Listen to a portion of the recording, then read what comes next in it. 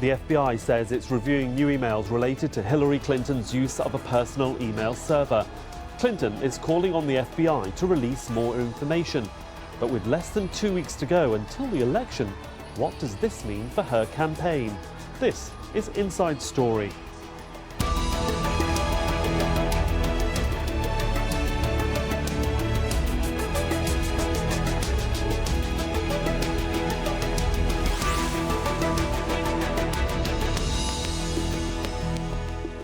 Hello and welcome to the programme. I'm Sahil Rahman. The US presidential campaign has been one of the most dramatic and unpredictable in recent years. Now, with just days to go until American voters head to the polls, the FBI has announced it's looking into a new batch of emails it found in a separate case. Director James Comey says the new emails may be pertinent to his agency's investigation of Hillary Clinton's use of a private email server. You'll recall back in July that the FBI had cleared the former Secretary of State of any criminal wrongdoing, but said she was, and we quote, extremely careless in handling some sensitive material. Well, we have a lot to get through with our guests, but first, this report from Al Jazeera's John Hendren. Hillary Clinton responds to an October surprise bombshell. FBI Director James Comey has reopened the investigation into her email. You know, we've heard these rumors. We don't know what to believe, and I'm sure there will be even more rumors. That's why it is incumbent upon the FBI to tell us what they're talking about. In connection with an unrelated case, Comey wrote to House Oversight and Government Reform Committee Chairman Jason Chaffetz, the FBI has learned of the existence of emails that appear to be pertinent to the investigation. Comey says he doesn't know how relevant the emails are or how long it would take to review them. Clinton campaign chairman John Podesta wrote in a statement, "It is extraordinary that we would see something like this just 11 days out from a presidential election. The director owes it to the American people to immediately provide the full details of what he is now examining." With a little over a week left to go until Election Day, the bombshell announcement could not have come at a worse time for the campaign of Hillary Clinton, or at a better time for the faltering campaign of her rival, Donald Trump, and he wasted no time in taking advantage of it. This was a grave miscarriage of justice that the American people fully understood, and it is everybody's hope that it is about to be corrected. As Clinton delivers her closing arguments in Iowa and elsewhere, despite leading in nearly every national poll, the renewed FBI investigation will likely assure she cannot coast into Election Day. John Hendren, Al Jazeera, Cedar Rapids, Iowa. Let's bring in our guests. Here in the studio, Clyde Wilcox, Professor in the Department of Government at Georgetown University here in Qatar. In New York, Lincoln Mitchell, Research Scholar at Columbia University and author of The Democracy Promotion Paradox. And in the United Kingdom, Scott Lucas, who is Professor at the University of Birmingham. Welcome to all of you, gentlemen. Clyde, let me bring you in here into Doha first. How surprised are you at the release of this information and the timing of its release so close to what is a huge general election in the United States? Well, it's a very curious timing. It does violate the Justice Department rules about leaking information about or giving information about an ongoing investigation. But the director of the FBI is kind of in a tough spot. If it turns out to be an important story and he doesn't talk about it before the election, he's withheld information the voters might want to know. If it turns out not to be an important story and he talks about it before, then he's maybe influenced the outcome of an election. Lincoln Mitchell in New York, I mean, how is this being played out? It broke within the last 24 hours. I suppose really the FBI director is damned if he does and damned if he doesn't. Well, that is true. He kind of is in a tough spot, but it's not that tough of a spot because the way this was played out, and he could have stepped in earlier to stop it from being played out that way, was that the first kind of batch of news was new information about Hillary Clinton's emails. Well, that may not be true. This is information about Huma Abedin and Anthony Weiner's emails, who, of course, Huma is particularly close to Hillary, but we don't know that this is really about Hillary. So I think he did go a little bit too far in that regard, but it is a tough call for him. Without knowing the content of the emails, the mere suggestion that they're out there and visible is damaging to Clinton's reputation, both domestically and internationally. Scott Lucas in Birmingham. Whether she wins the election or loses the election, how damaging are they?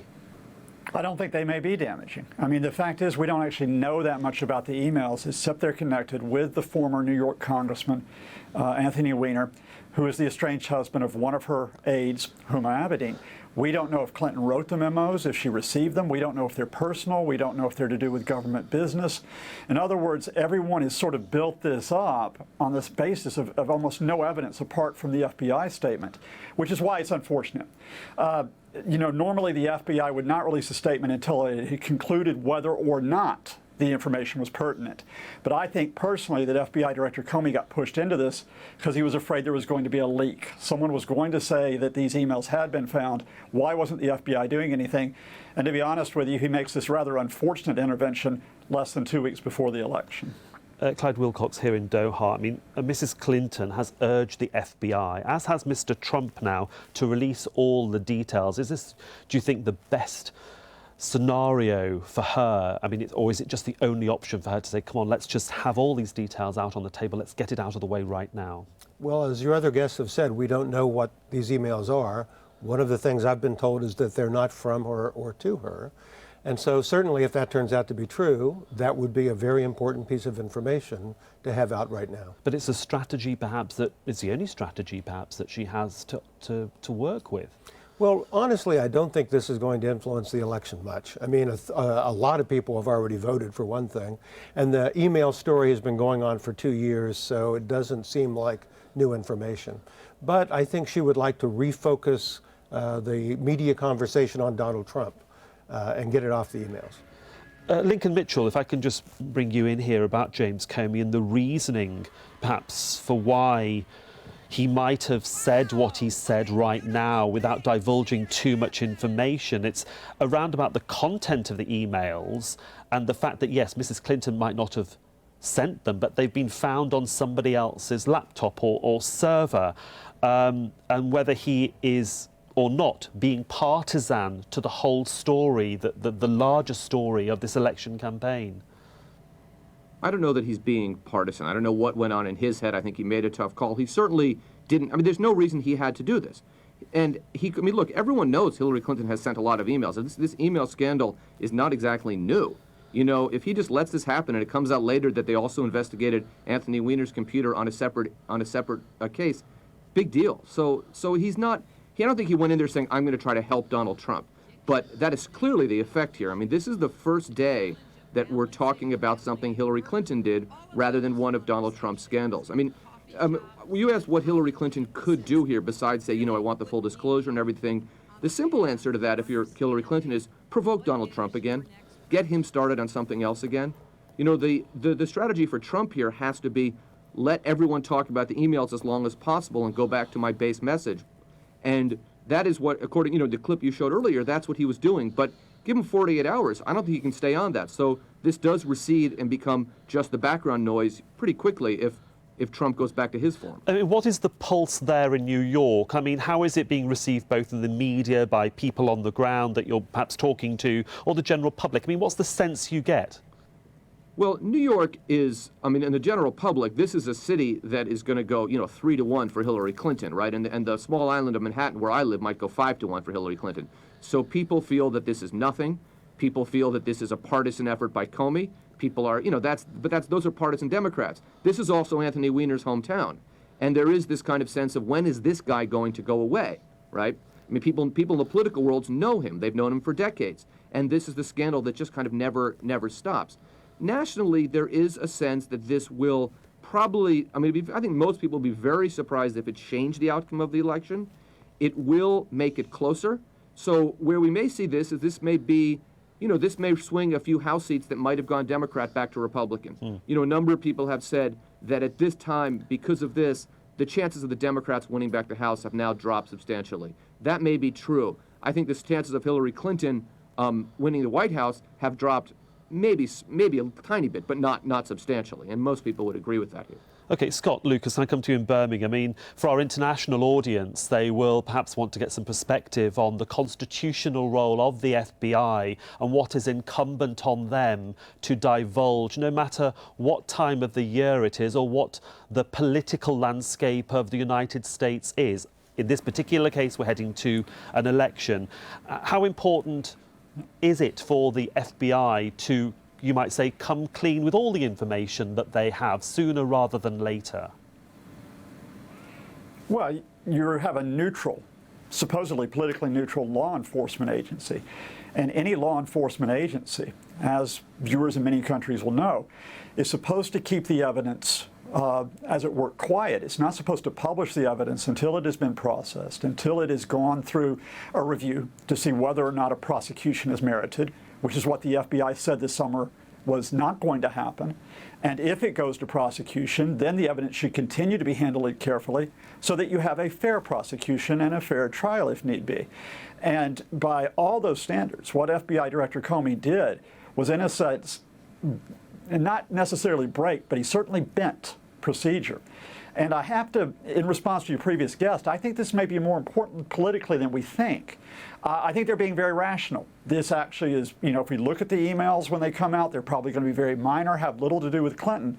But this has been a very superficial campaign. And one of the superficial arguments that the Trump campaign has is you can't trust Hillary. You don't know what she's going to be like. She's corrupt. And that resonates with a lot of Americans, probably unfairly, but it resonates. And if they can continue to hammer away at the message over the next 11 days, I think this election will be tightened because of what has happened in the last 24 hours. Well, certainly Lincoln was nodding, I think, in agreement, but Clive, let me bring you in, a superficial campaign that if the right tone is struck maybe by the Trump campaign, they may be able to gain or garner more votes than perhaps they expected. I think the people that will be affected by this are Republicans who were leaning either towards not voting or voting for a third-party candidate, and now they're no longer thinking about the long line of women accusing Donald Trump of harassment, but instead being reminded of why they don't like Hillary Clinton. So this will reinforce his base among Republicans. I don't think any undecided voters will be affected. And then I agree with what one of your guests already said.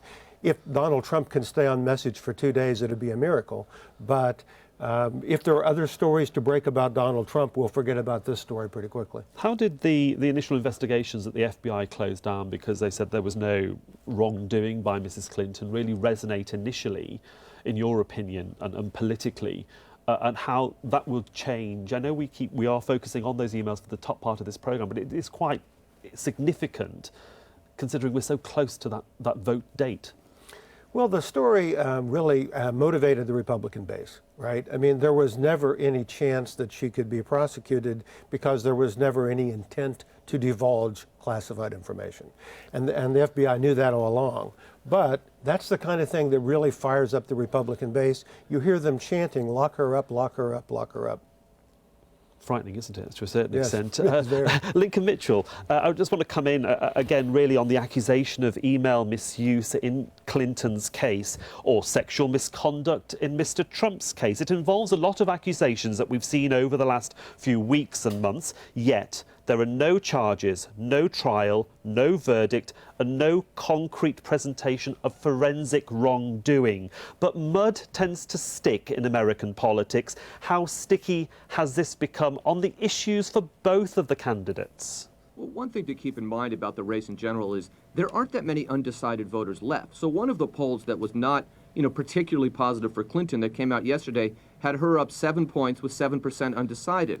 So for that to change the outcome, essentially Donald Trump would have to win all of the remaining undecided voters. That's not going to happen. So this may have a modest effect, but it's not going to have, a game-changing effect.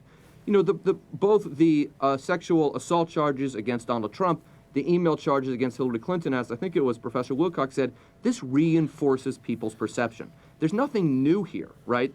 If there was evidence here that Hillary Clinton had done something that that people hadn't expected her to do, a new scandal, it might begin to change voters. This reinforces positions. I think it also does two things that are significant that maybe we haven't talked about. One is for the people on the left, the kind of Sanders voters who have come on board in much greater numbers than many thought would have happened, this is a reminder of everything they don't like about the Clintons, right? It's not just the email, because they can take or leave that, but it's the deep loyalty to people who they don't think are particularly progressive. It's the kind of us versus them mentality. For anyone who's over 40, regardless of where you stand on this election, and you asked me about what I heard yesterday, but yesterday, I actually, to be honest, I watched the World Series with a couple of friends who are big Clinton supporters, and their view was that enough of this, we're not the 1990s anymore, you know. So there is this, if you're old enough to remember what was the constant scandal of the Clinton era, and of course the Clinton defense of that is, well, the vast right-wing conspiracy. And objectively speaking, Hillary Clinton was right. There was a vast right-wing conspiracy.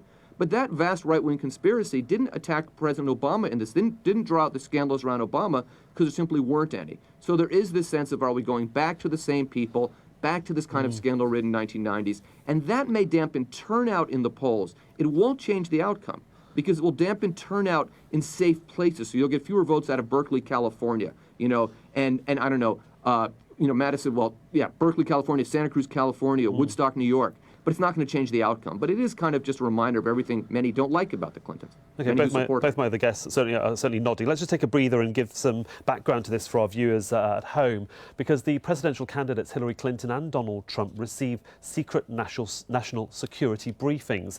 Now, they're not legally mandated, but more of a tradition that goes back over 60 years. Now, the briefings are given to presidential and vice presidential candidates and one or two trusted staffers. Now, they hold top secret information about broad national security issues and specific countries.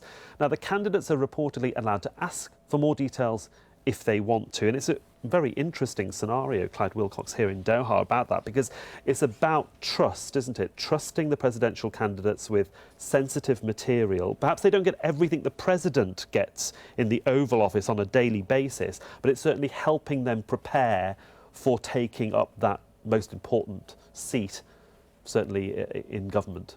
Yeah, so both sides are busy shouting that the other side's candidate should not get the briefings. The Democrats are saying that Donald Trump should not get the briefings because he's so close to Putin. And then the Republicans are saying, oh, well, this just shows that Hillary Clinton can't be trusted with sensitive information. And that is the scenario that we've seen, Scott Lucas in Birmingham, is that the issue of trust is incredibly important to the electorate. We have email issues and whether Clinton is a responsible former Secretary of State and whether Mr. Trump is too close or too cosy to the Russians. It is the issue of trust that perhaps has been paramount in this election campaign. Yeah. Let's break it down with reality versus image. I mean, the reality is that Hillary Clinton was a very trustworthy Secretary of State. She was very stupid with what she did with the private email server, but there was no significant classified information that leaked because of that. If you compare that with the work she did for 4 years in very sensitive negotiations, quite often effectively, she comes across as reliable. In contrast, Mr. Well, reliable, Trump sorry, Scott, reliable but with poor judgment is what Mr. Trump's campaign would level at her. Well, on the specific issue of handling the emails through a private server, yes, there's poor judgment on that.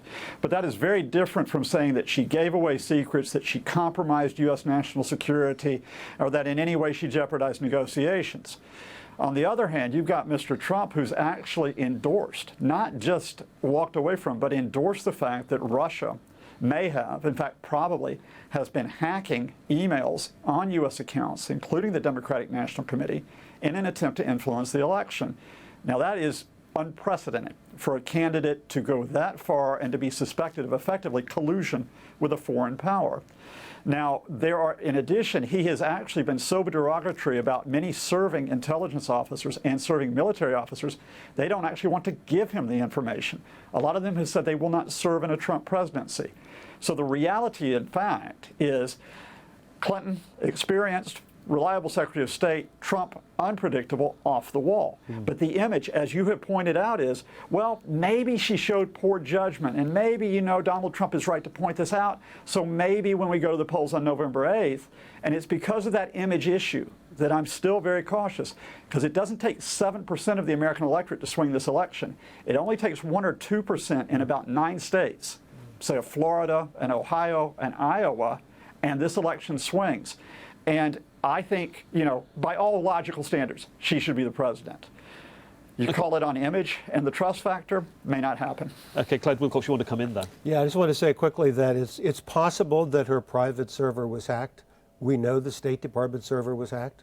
So the absolute consequence for secrecy of State Department emails is zero. Let's talk about statesmanship, because it's a huge issue, and we've seen historically that the commander-in-chief needs to know what's going on, and that system changed, obviously, during Franklin D. Roosevelt's untimely death many years ago, and the scenario changed where presidents and candidates were given information leading up to that general election, Truman, Kennedy, Reagan. How important has that scenario been historically, Mr. Wilcox? Well, there have been times where candidates have claimed not to have been fully briefed. So, for example, Ronald Reagan campaigned against the SALT II treaty and said it was a terrible deal. As soon as he was in office, he said, well, maybe it's not such a bad deal after all, and we will abide by this treaty with an executive agreement. I don't know whether he was actually fully briefed and was not paying attention or chose to campaign against it for political grounds, but there have been other cases like that as well. Scott Lucas in Birmingham, I mean, in times of crisis, national publics look to their leaders for statesman-like qualities. Bush during the 9/11 assaults on New York, Tony Blair in the United Kingdom during the 7/7 attacks. History perhaps interprets the way that they behaved in those initial moments, those initial hours of those terrible crimes, very differently. Yeah, I think the Iraq War has done a great deal of damage to the reputation of the American system. But I think there's even further damage which is being caused, which goes beyond Clinton versus Trump. And by that I say, this campaign has been so poisonous. It has been so much on shouting rather than on the issues. It has shown a lack of knowledge, at least from Mr. Trump's side, on fundamentals like the Syrian crisis or the handling of nuclear weapons, that I think a lot of people are scared. I think they are honestly scared about what is going to happen with not only the presidency, but with an American system which appears to be out of touch. So this is a trust issue which is not, do voters trust Clinton, do voters trust Trump? I think there's a wider issue here, which is whether people outside the U.S. trust America. And we're not going to get those answers more than 15 years after 9/11 for some time to come. Lincoln Mitchell in New York, how do you perceive the international perception of whether America can be trusted and whether its leader in the Oval Office really has a handle on what's going on both domestically in the United States and internationally, and whether they can be trusted to make the right decisions? Well, even though I'm in New York, I travel quite a bit for my consulting work. As a matter of fact, I'm just back from Ukraine. That's why I'm a little jet lagged today. But I've spent a lot of time in the former Soviet Union and the former Middle East.